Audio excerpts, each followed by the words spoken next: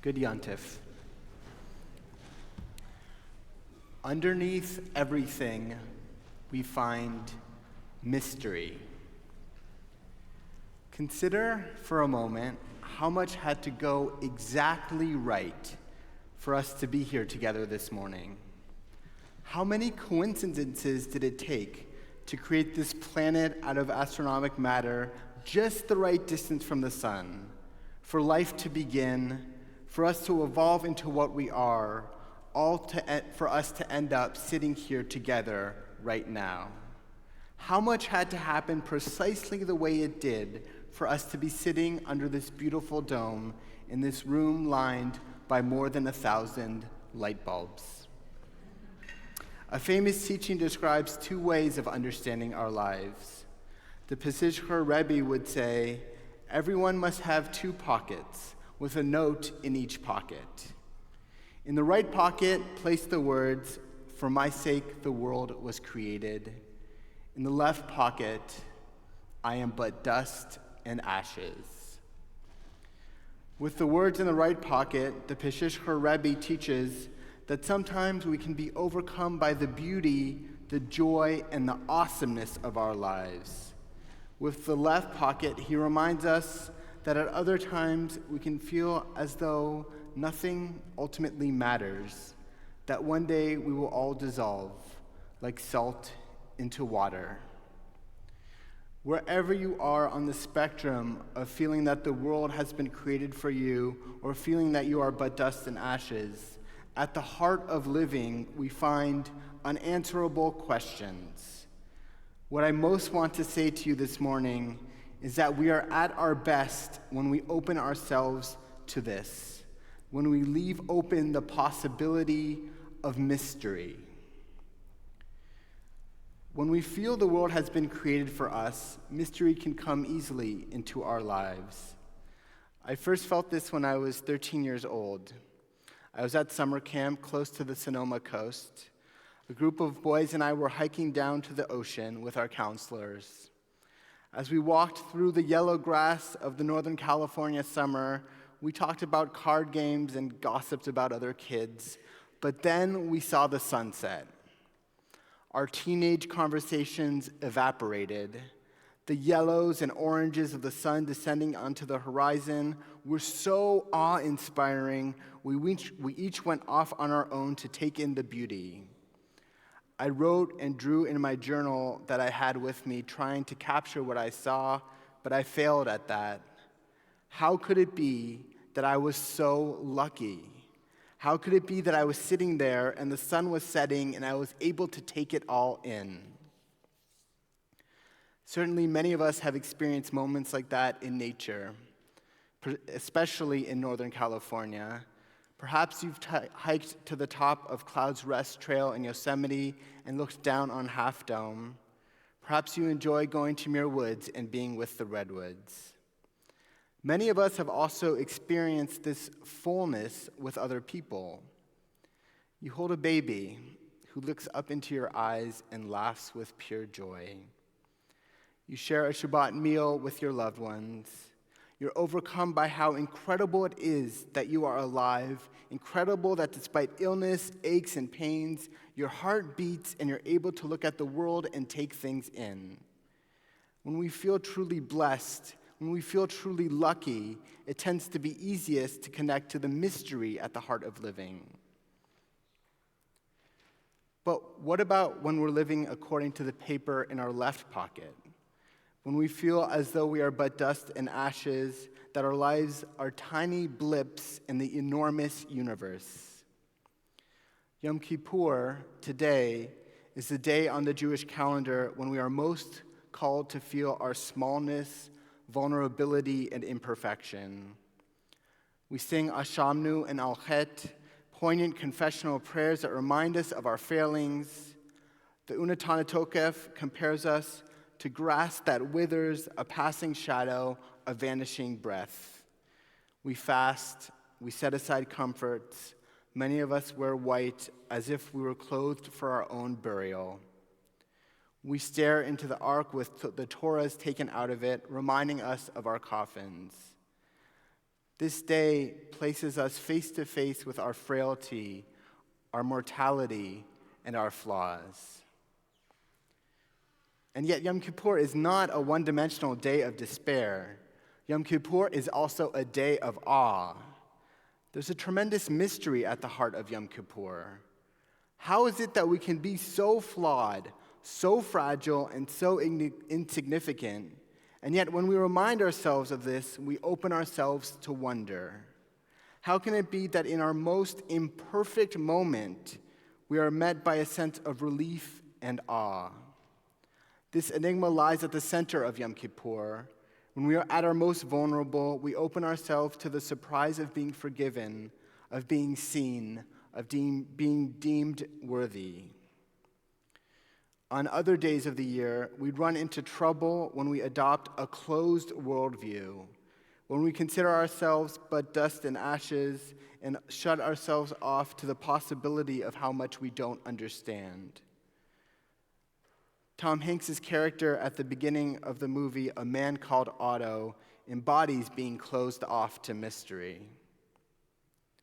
At the beginning of the movie, Otto wants everything in his neighborhood to be predictable, orderly, and under his control. He polices parking permits, scolds his neighbors for minor infraction, and rigidly clings to routine.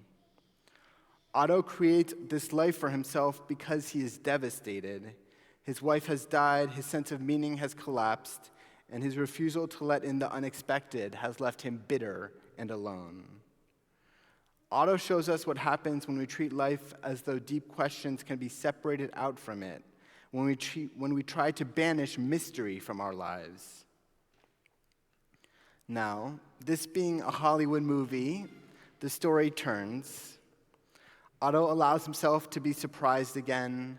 There's his neighbor's stubborn friendliness, a stray cat, a child who insists on his help. This interrupts his rigidity, and he begins to soften. He begins to live again. Still, it is worth lingering on the Otto of the beginning of the movie. All of us have parts of ourselves that are closed off in this way, parts of ourselves that shun newness and all we don't understand. As with Otto, this is often a defense mechanism. Truly accepting our smallness, truly facing that we are but dust and ashes, means making ourselves vulnerable. Feeling the difficulty of life, feeling our pain, feeling how much we do not know. I believe that this state of not knowing, of openness, is countercultural. In our lives, in our everyday lives, we seek definitive answers. Imagine if you're in a business meeting, you're asked to present a plan in front of everyone, and you say you simply don't know what your company should do. How many times have you read an advice column and had the expert say they don't know what action the person who wrote in should take? In order for our society to function, don't engineers have to build constructively rather than remaining in a place of not knowing? Again and again, the way we live asks us for answers. But there are other types of questions. What is the purpose of our lives? Is life full of blessings, or do we live from difficulty to difficulty? Are we dust and ashes, or was the world created for us? In one of the most blunt lines I've encountered in his writing, the 20th century sage Rabbi Abraham Joshua Heschel explains that attempting to resolve questions like this would be absolutely foolish. He wrote, "If anyone proposed a definitive formulation of the ultimate meaning of the infinite universe, a meaning which our finite mind could fully comprehend, we would reject it as pompous trash. It is beyond man's power to come upon an adequate solution to the great enigma." Rather than consciously or subconsciously adopting a fixed response to life, we are at our best when we open ourselves to what we don't know. Our tradition calls us to do this. In the Torah, the story of Jacob teaches about the power of remaining open to new possibilities. Recall that Jacob buys his older brother Esau's birthright for a pot of lentils, and with the help of his mother Rebekah, tricks his father Isaac into giving him Esau's blessing. 2 decades later, Jacob is about to see Esau again for the first time. Will the more powerful Esau seek revenge? How will he react? The Torah tells us that the night before he sees Esau, Jacob feared greatly and was distressed. The medieval French commentator Rashi wonders why the text has the redundancy of saying that Jacob both feared greatly and that he was distressed. Rashi points us to a midrash that tells us Jacob was afraid of being killed, and he was distressed in case he would have to kill someone. Jacob is in a profound state of not knowing. Everything is on the table. He could be killed by his brother, or he could feel compelled to kill his brother. Now, we shouldn't aspire to be in Jacob's exact situation. Still, it is powerful that Jacob is in this state of not knowing, because while he is in this place of uncertainty and openness, he wrestles with the mysterious man who gives him the name Israel. As he encounters this man, he continues to struggle. One of the words used to describe the wrestling comes from the Hebrew root avek, which means to wrestle, to grapple, or to get dusty. This connection to dustiness, which Rashi emphasizes in his commentary, is profound. When we truly grapple, we are in touch with the dustiness of our experience, perhaps even the fact that we are but dust and ashes. There's one more element I want to tease out of Jacob's wrestling. It is no accident that this all happens at night. At night, especially before electricity, looking up at the sky, we are aware of how much we do not know.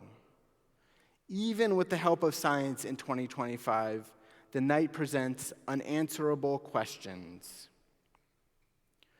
Are we really so small that we are looking at giant orbs of light that are light years away, distances that are far beyond what we can comprehend? Are we really so lucky that we can see this beautiful light? Whether we feel the world was created for us or we feel the smallness of being dust and ashes, life reminds us again and again how much is beyond our comprehension. There is so much we simply cannot know. What we can do is allow ourselves to wrestle honestly, to look up at the vast night sky, to admit our uncertainties, to let not knowing propel our lives forward. This is part of what we are here to do today on Yom Kippur. We stand together in the enigma that our smallness is met by majesty. We wonder how it is that creatures as flawed and minuscule as us encounter awe on this great day. In this new year, may we accept how much we do not know. May we open ourselves to mystery. Gemar Chatima Tova.